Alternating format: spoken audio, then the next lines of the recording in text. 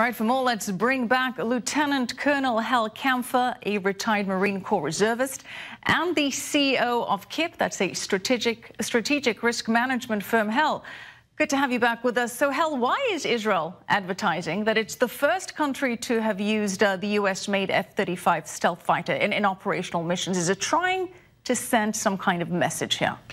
Well, Michelle, it's sending a message all across the Middle East. It's the most advanced fighter bomber of its type. It's a fifth generation, basically fighter, but it also has tremendous capabilities. It's extremely versatile. You can put a lot of different things on it. In fact, there's a version that the Marine Corps uses, which is VSTOL. You can actually take off and land vertically. It's an amazing platform. It's a very expensive platform. It's one of the more expensive jets in the world, but it's so far beyond anything that any of the other regional powers have. It's worth highlighting what this plane is capable of doing. The other thing is there's been a lot of propaganda put out by Syria saying, oh, it's supposed to have 20 miles of stealth capability, and then we can reach it out to 200 miles. Well, as you can see, nothing they have was able to stop this plane from accomplishing its mission. So it's putting a message out there. It's also behind the scenes. I think you'll find a lot of coordination with the U.S. on this as well, because we're pretty proud of this particular weapon system. Yeah, and it's interesting to note that in Hebrew, it's known as Adir, which means the mighty one. Now, what kind of operational use do you see going forward for this F-35? A continuation of those those strikes against hostile targets in Syria? What do you envision its use being? Well, within the region, I would say, yes, you're going to see more strikes against Syria. I wouldn't be surprised if you see it employed in strikes elsewhere around the region as time goes on, as it's acquired more widely. The other thing is it's slowly replacing a lot of our current inventory fighter bombers, particularly on carriers. In fact, I think we just announced recently we put a squadron on one of our deploying carriers.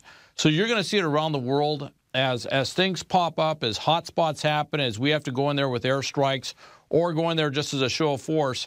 You're going to see more employment of the F-35, and it is unlike the F-18.